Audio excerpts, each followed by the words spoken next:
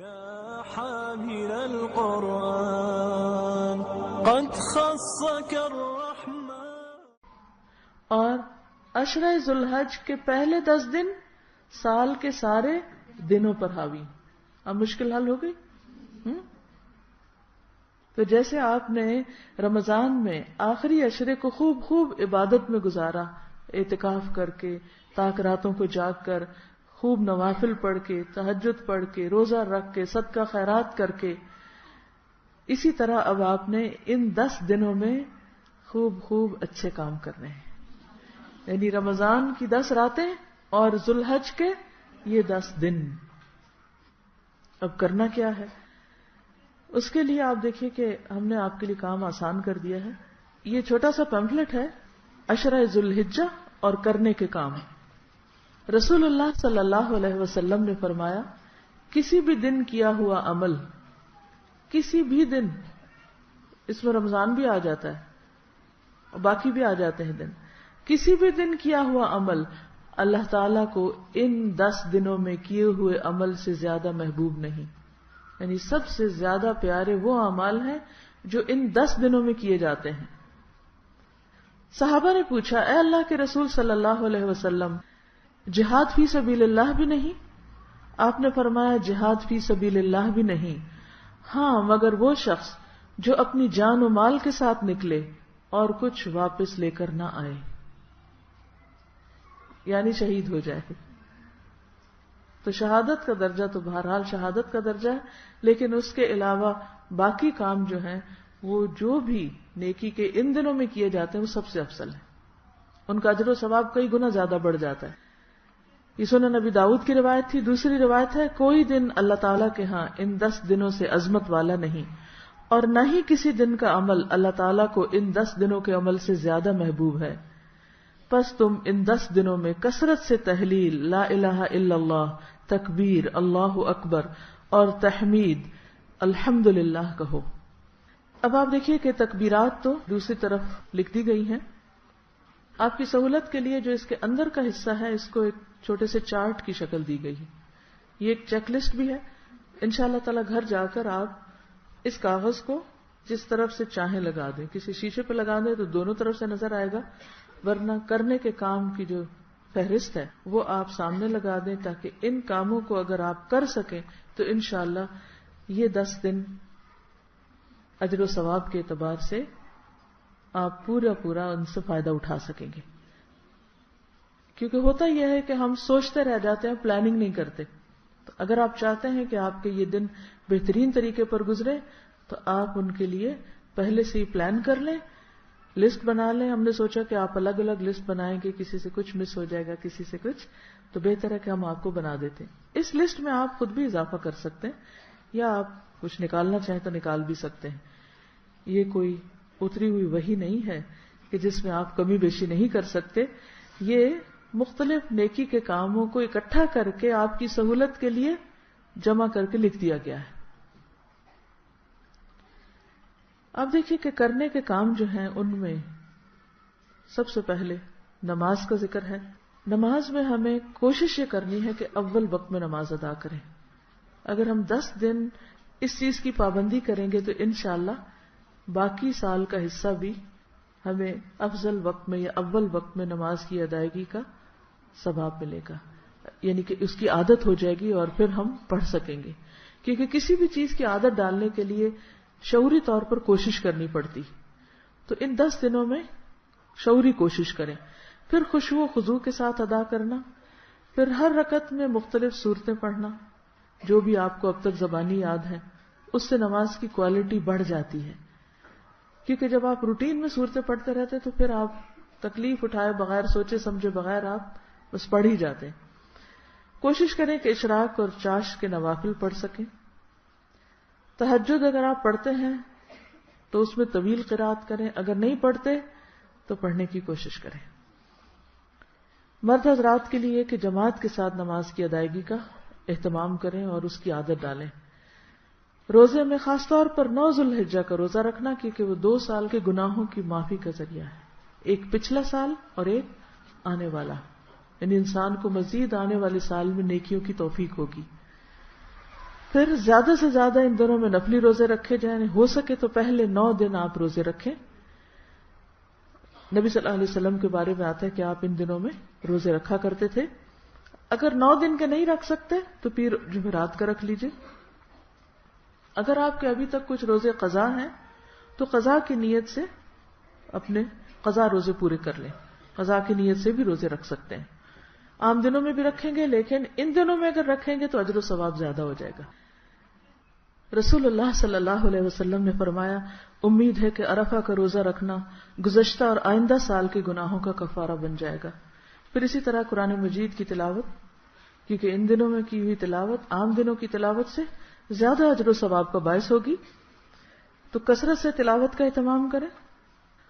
جن دنوں میں خود نہ پڑھنا ہو، مختلف قراء کی تلاوت سنیں، نئی صورتیں حفظ کریں، حفظ کیے ہوئے حصے کی دہرائی کریں. پھر قرآن مجید کا ترجمہ اور تفسیر پڑھنا یا سننا، اس کی عادت ڈالیں. جو لوگ آلریڈی کر رہے ہیں یا کر چکے ہیں وہ بھی اپنے آپ کو دوبارہ کچھ نہ کچھ، چاہے تھوڑا سا پارٹی کیوں نہ ہو، اسے شروع کر لیں. اور کچھ نہیں تو آپ جو مشکل الفاظ ہیں ان کی دہرائی شروع کر دیں. یعنی جب آپ تلاوت کر رہے ہیں، اس کا طریقہ کیا ہے، تلاوت کر رہے ہوں اور پڑھتے پڑھتے جس لفظ کو آپ بھول چکے ہیں جس کا ترجمہ، اس کو آپ ہائی لائٹ کر لیں. روزانہ کی جتنی بھی تلاوت ہے، 1 صفحہ پڑھ رہے ہیں، 2 پڑھ رہے ہیں، پورا پارہ پڑھ رہے ہیں، تو ان مشکل الفاظ کو ہائی لائٹ کر کے ان کے ترجمے کو آپ ریوائز کر لیں. اور پھر اس کا فائدہ یہ ہوگا کہ آئندہ بھی جب آپ اس حصے کو پڑھیں گے تو وہ آپ کو دوبارہ یاد ہو جائے گا. اور اس طرح جب آپ قیامت کے دن اٹھیں گے تو آپ کو قرآن کا کوئی حصہ بھولا ہوا نہیں ہوگا. چھوٹی سی ایفرٹ کے ساتھ معنی پر غور و فکر کریں، پڑھتے پڑھتے رک جائیں اور آیات کے مفہوم کو اپنے اندر جذب کرنے کی کوشش کریں. دوسروں تک بھی قرآن کا پیغام پہنچائیں. طریقہ آپ خود سوچ لیں آپ کو کیا سوٹ کرتا ہے. پھر ذکر اور دعا کا اہتمام، تحلیل، تکبیر اور تحمید کا اہتمام کرنا، صبح شام کے اذکار کی پابندی، استغفار اور ذکر کی کثرت، درود شریف، مقبول اوقات میں دعائیں مانگنا، جیسے اذان کے بعد اگر جواب دے کر آپ دعا پڑھتے ہیں اور اس کے بعد کوئی دعا کرتے ہیں تو دعا قبول ہوتی ہے. خصوصاً عرفہ کے دن جو لوگ تو حجاج کرام ہیں وہ تو بہت ہی لکی ہیں کہ وہاں دعائیں مانگ رہے ہوں گے، لیکن آپ بھی اسی وقت میں اپنے گھر میں بیٹھ کے خوب دعائیں کر سکتے ہیں اور اللہ تعالیٰ سے ریکویسٹ کر سکتے ہیں کہ آپ ان پہ نظر کرم کر رہے ہیں، ہم پر بھی کر دیں اور ہمیں بھی معاف فرما دیں. پھر صدقہ و خیرات کا اہتمام، اگر زکوٰۃ ادا نہیں کی تو اس کی ادائیگی. اسی طرح چونکہ آپ کو اب چھٹیاں بھی ہوں گی تو گھر کی صفائی کر کے جو بھی چیزیں آپ استعمال نہیں کر رہے زائد از ضرورت ان کو نکالنے کا اہتمام. کوئی ایک چیز جو آپ کی بہت پسند کی ہو، چاہے کھانے میں سے ہو، چاہے پہننے میں سے ہو، چاہے کسی بھی طرح، اس کو اللہ کے راستے میں خرچ کریں، چاہے وہ ایک کھجور ہی کیوں نہ ہو. وہ چیز جو آپ کو، ویسے کھانے میں سب سے زیادہ جو آپ کو پسند ہے، کیونکہ لن تنالوا البر حتی تنفقوا مما تحبون. پھر اسی طرح خصوصی طور پر قریب کے رشتہ داروں پر خرچ کرنا، والدین کے لیے کچھ بھیجنا، بیوی بچوں عزیز و اقارب پہ خرچ کرنا، یہ بھی اجر و ثواب کا باعث ہوتا ہے. بعضوں کا صدقے کا مطلب ہم سمجھتے صرف غیروں کو دینا. خدمت خلق کے کام، رشتہ داروں کے ساتھ صلہ رحمی، پڑوسیوں کی خبر گیری، ضرورت مندوں کی مدد، دین کی تعلیم و تبلیغ میں حصہ لینا، اجتماعی بھلائی کے کاموں میں رضاکارانہ خدمت انجام دینا، کوئی نہ کوئی والنٹیئر ورک بھی کریں. عید اور قربانی تک ناخن اور بال نہ کاٹنا. تو آج کل کا دن ہے آپ کے پاس، شاید ہفتے کو 1 تاریخ ہو جائے تو اپنے ناخن بھی کاٹ لیں، بال بھی اگر ٹرم کرنے ہیں یا جو بھی اپنے آپ کو صاف کرنا ہے. اگلے 10 دنوں میں آپ جب تک قربانی ہو نہ جائے آپ پھر ناخن اور بال نہیں کاٹیں گے. پھر عید کے دن کی سنتیں جو ہیں اس کے لیے آپ کے پاس وہ ہوگا بروشر جس میں عید الاضحیٰ کے بارے میں یا عید الفطر کے بارے میں، تو عید سے متعلق جو چیزیں ہیں ان کو آپ پڑھ بھی لیجئے اور ان کا اہتمام کیجیے. اگر وقت ہوا تو میں کچھ چیزیں رکھے ہوئے ہوں اس کو بعد میں کر لیں گے. پھر عید کی نماز کا اہتمام، عزیز و اقارب سے ملاقات، اور قربانی اگر آپ کر رہے ہیں تو صرف اور صرف اللہ کی خاطر. جب اللہ کے لیے انسان کرتا ہے نا پھر اس میں لالچ نہیں رہتی کہ اس کا اتنا گوشت میں یہاں رکھ لوں، اس گوشت کو ایسے کھا لوں، ویسے کروں. بس آپ نے کر دیا اور اس کے بعد کوئی بھی کھا لے. لیکن اس کا یہ مطلب نہیں کہ خود نہ کھائیں، خود کھانا بھی سنت ہے، دوسروں کو بھی کھلائیں. کلوا منہا وَأَطْعِمُوا الْبَائِسَ الْفَقِيرَ، خود بھی کھائیں اور محتاج تنگ دست فقیر کو بھی کھلائیں.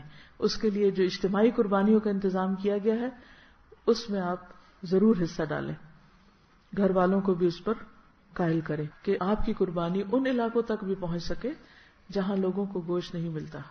یہاں تو ہم جب قربانی کرتے ہیں تو خود ہی آپس میں ایک دوسرے کے ہاں گوشت بھیج کے ایکسچینج کر لیتے ہیں، لیکن وہاں تک نہیں جاتا جہاں لوگوں کے اندر استطاعت نہیں ہے.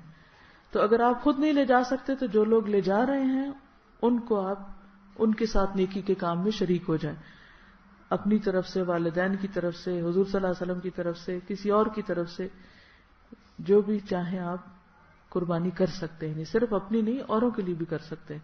مثال کے طور پر نبی صلی اللہ علیہ وسلم نے جو قربانی کی تھی اپنی امت کی طرف سے بھی کی، اپنی طرف سے بھی کی. آپ نے حضرت علی کو وصیت فرمائی تھی کہ اے علی، میری وفات کے بعد میری طرف سے قربانی کرتے رہنا. چنانچہ حضور صلی اللہ علیہ وسلم کے انتقال کے بعد حضرت علی جب تک زندہ رہے نبی صلی اللہ علیہ وسلم کی طرف سے قربانی کرتے رہے. پھر اسی طرح یہ ہے کہ نیکی کا کوئی موقع ضائع نہ کرے، اور خاص طور پر بے مقصد فضول لایانی کاموں اور گفتگو سے پرہیز کریں. آئندہ 10 دن میں پورا فوکس کس چیز پر ہو؟ عبادت اور اللہ کے ذکر پر. مثلا اگر ہفتے کے دن پہلی تاریخ ہوتی ہے تو پہلے سے روزے کا اہتمام کر کے رکھیں، یہ نہ کہ میں نے تو رکھنا تو بھول ہی گئی. بھولنے میں موقع کو نہ گنوائیں. اسی طرح یہ ہے کہ ایک ایک دن کی آپ پلاننگ کر لیں. سیٹرڈے کو کیا کرنا ہے، سنڈے کو کیا کرنا ہے، منڈے کو کیا کرنا ہے.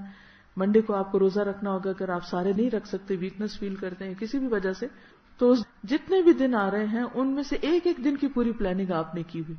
بہت زیادہ سوشلائز کرنا، پارٹیing، ادھر ادھر آنا جانا، ان چیزوں کو ان 10 دنوں کے لیے چھوڑ دیں. عید کے دن کے لیے وہ سب کچھ آپ عید کے دن کریں.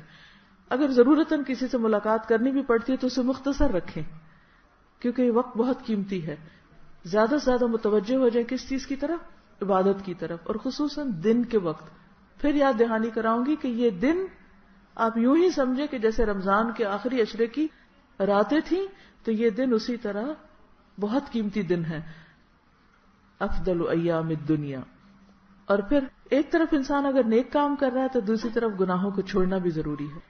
ان دنوں میں اچھا موقع ہے کہ آپ اپنے آپ کا احتساب کریں. کوئی غلط کام اگر عادت پڑ چکی ہے تو ان کو شعوری طور پر اپنی زندگی سے نکالیں، کیونکہ توبہ قبول ہی جب ہوتی ہے جب ہم برائیوں کو چھوڑ دیتے ہیں. اگر ہم نیکی کے ساتھ ساتھ برائی بھی کرتے چلے جا رہے ہیں تو ایسے ہی ہے کہ جیسے اچھی خوراک کھانے کے ساتھ ساتھ انسان ایسی خوراک کھا لے کہ جو اس کے لیے بیماری میں اضافے کا سبب بنے یا بعض اوقات ہلاکت کا سبب بنے. تو اس کو آپ جا کر اپنی یاد دہانی کے لیے اپنے گھر کی کسی دیوار پہ، فریج پہ، کہیں جہاں آپ سب کی نظر پڑے، گھر والوں کی، اس پہ لگائیے. یہ میری طرف سے آپ سب کے لیے تحفہ ہے، لیکن دوسروں کے لیے تحفہ آپ لے کر جائیں گے. ٹھیک ہے؟ میں نے اپنی ذات سے اس لیے شروع کیا ہے تاکہ میں آپ کو کہہ سکوں.